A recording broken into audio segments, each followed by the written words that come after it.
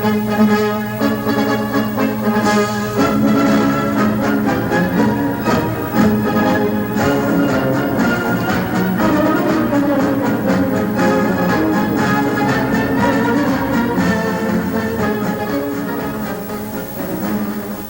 I'm John Speights. Welcome to the Veterans Roundtable. Our guest for this segment is a 100-year-old war veteran, Mr. Raymond Berkley, who until recently lived with his daughter, Mrs. Virginia Hoy, in Raleigh, North Carolina. Welcome to our program. Which war period did you serve in, Mr. Berkley? I was in the I was on foreign fields all the time, see. I was in... Spanish American? Yeah, Spanish, down in the West Indies and over in Europe, too. We had, in Portugal, different places we went to, you know. And we went ashore, different places, you know, hunting out the enemy. But we didn't... find any, see. We didn't have to shoot anybody. We came back peacefully, and... excuse me, was that during the Philippine insurrection? Yeah, insurrection, yeah, Philippine insurrection, we were there. And, yeah, young boys like that, you know, young fellas. All of us are young fellas, 16, 17 years of age, you know, and... It was a thrill to us, all of us, you know. We thought it was something, you know, how kids are, you know. And I enjoyed it very much. I came back and then I finished my course there and become age, you know. Then I came home, and when World War I broke, here comes a letter, report for duty. I thought that was pretty bad, you know, because I'd served my whole 5 years there, you know, in a danger part of the world. And I thought, boy, I hear all these athletes and all that, you know, having a big time, and here I was over there suffering, you know, the things of the climate there in different places, you know. Yes, excuse me, Mr. Berkley, which branch of the military were you in the Spanish-American period? I didn't go back. They called for me, you know, but they didn't take me, see. They got the quota. I lived in Washington, D.C., and you didn't have many there, you know, to pick from, so I had to... They picked me. I thought, oh, I got kind of sore, you know. I see all these, as I said, all the baseball players and football players are having a big time, and here I had to go back in the Navy again. I said, well, they didn't call me, though. They got their quotas, I said. So I didn't have to go. I had to go on. But I had to go. Could you tell us a little bit about your work as a lay minister? Layman, yeah, I went to, I had to go to night school and learn to be a minister, see. So I picked out the worst part, people to go to. I went to prisons and jails and different places like that, see. And where the big prison, you know, there's a lot of men, you see. And I preached the gospel to them, see. Some of them would accept the Lord and some would not, you know, just like outside. And then I... what year and date were you born in, Mr. Berkley? March 19th, 1884. That's a long time ago. What's your secret of a long and productive life? Well, I tell you what I think the best part is keep yourself clean, inside and outside. And that's what I did. Before I received all this information, I found a young lady that liked me, you know, and we got married. And then she was a good Christian, you know, boy. She was right over my trail. I had to go to the different places. And then I went and accepted Christ as my Savior in one of the churches there, you know. And then I went back to... I had a hard job, worked all day, 9.5 hours, then I had to go to school, the Moody Bible Institute, see. I studied to be a minister, and I worked 9.5 hours a day, see. Then I'd go out and preach at night or Sundays or holidays in different places. And they advised me because they knew a different testimony than a young man that hadn't had any experience, like I did, see. And I enjoyed it very much. I was busy all the time, every day. I didn't have much time to myself at all. But at that time, a little bit of time, I'd go to school. I wanted to get a good job, so I went back to school. And boy, I guess these fellows were all kind of excited. They made me head of the whole shop, And these fellows worked there for years and years, But I had the experience, see. They just heard to work one machine, and I knew all the machines. That's the kind of job I had, see. I had to break a man in. I couldn't say, now, come here, John, off that machine. You break this fellow in. I know I didn't have to do that because I had to cut down with production. See, we were working on production. A bonus, we get a bonus, for whatever, what money we made over the amount we were supposed to make, see. Yes, to get back to your war service for a second, for how many years were you a sailor?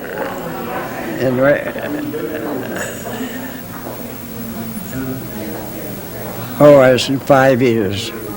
5 years there. Why so many years?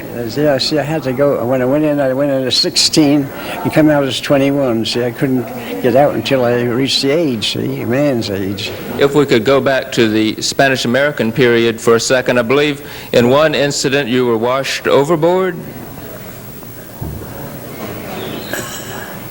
Yes, that was a embarrassing position, see. The captain was going ashore, and the man was in the stern of the launch, that's the back part, and I was in the bow, that's the front part, see. And a little choppy wave come up, and boy, it went up like that, and I went overboard. But I was a pretty good swimmer, see. I learned how to swim before I went in, and I was a good swimmer, and if I hadn't, I went down and because I had all my clothes and shoes, heavy shoes, Navy. They don't have just fancy shoes like we have today. For heavy shoes, see, because they have to be. It was the work you have to do on board ship. You have to go ashore. And I think I had a wonderful time. If I could turn back to the Spanish-American era, I believe Admiral George Dewey was a naval hero then. Yeah, that's right, yeah. Yeah, I was, and then when he was in there too. I never met him, all right. I served on so many ships, When I went to go in, they don't break you in on one ship. You've got to go on different ones to learn, Of course, you may be transferred to that ship, you won't know anything, see? So I worked on the torpedo and cruisers, battleships. I never not on a submarine. I never worked on a submarine. That's the only ship I never worked on. I worked on all the others. Worked on the sailing ship, Constellation. That was station day, That's where they had to teach you. Go up the rigging, You have a rigging, Go up the rigging, and you got spunk, If you're scared, you go up 150 feet, Look down, boy. That's something, but I passed it all. My brother and I, we wasn't in together, so you wouldn't let us go together. But he came out before I did, see. He only had served 3 years, and I had to serve 5. So we made it. I got a good government job after I got out. See, that paid off. Pretty good. I didn't have a want for anything. Mr. Berkeley, I understand that the sailor's pay was not very much when you were in the Navy back then. They didn't pay you much as a sailor. Oh, no, I only got $9 a month. That's a lot of money, wasn't it? Yes. Then I got a raise at 15, then I got 31. That was all I could get until I got a rating, see. So I didn't have a rating then. I had to go back again. I didn't go back again, so I had to get the rating. I guess that's a high salary. I got 31 a month. That's $1 a day. Yes. But I didn't mind it. But all of us, we got along pretty good.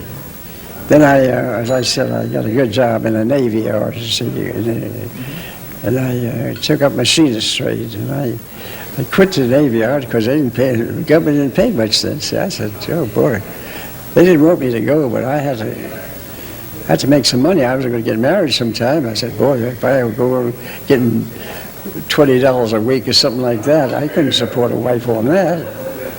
So as I said, I went back to school, and I got a good job, one of the best jobs I ever had in my life. With a company, putting out powerhouse equipment. As I said, I worked there 35 years. If you could add possibly, Mr. Berkeley, some more comparisons about how life was as a sailor back then and how the Navy treats its sailors nowadays, if you can think of anything to add offhand. I don't know what they do today. I don't know how they teach them today, but when we went we'd have to, as I said, I went to night school. Then when I got in there, I had to use the Navy, whatever they have to ask me about the Navy. I had to go tell them all I knew about myself and what kind of work I was doing, and I made it. I guess I got the best job I ever had when I had in there. Maybe first-class signal, and I thought that was fine. When it came out, here comes a letter, World War I to report for duty. I thought that was pretty rotten, in plain English, because I served that time, in hardship. We very much appreciate your allowing us. All right, I got a lot of time on my hands. I'd like to have interviews and different like that to keep my mind going. I try to keep it going now. I read and study. I have to do it because if you don't, in plain English, you go nuts. Do you watch TV? Yeah, I watch TV. I watch the TV shows, and I study a lot too. I don't know what I'm going to do when I get out of here. I don't know. They're taking care of me though. My daughter is, so they take care of me now. Mm-hmm. And I enjoy life, and I don't care what I have to do, I'll do it. If they want me to do things that I don't like, I do it anyway. You know how when you get up in the brackets, things don't satisfy you, you start to complain. I don't complain here, though. They treat me fine. Treat me just as if I was a king. Yes, well, again, we very much appreciate your talking with us, Mr. Berkeley. Thank you very much. I like to talk sometimes. If you don't talk, you go cuckoo, you might say. You have to worry yourself to death. But I don't worry much, though. As I said, I read and study. And then as I said, I got accordion, I play that once in a while. Oh. Yeah, I play that. I play that in different. I used to go to military places, and play for them, Again, we very much appreciate your talking with us, and we've been talking and paying tribute to Mr. Raymond Berkeley, born March 19th, 1884, who was a sailor in the Navy at the turn of the century during the Spanish-American War era, specifically the insurrection in the Philippines. We'd like to thank the Veterans Administration Hospital in Fayetteville for letting us film here today. To remind our viewers, also, our local Veterans Day Parade will be Sunday, November 11th, 1984 at 2 p.m. in downtown Raleigh near the Capitol building. After the parade, ceremonies will be held on the south lawn of the Capitol, assuming that weather permits. Thank you for watching our program.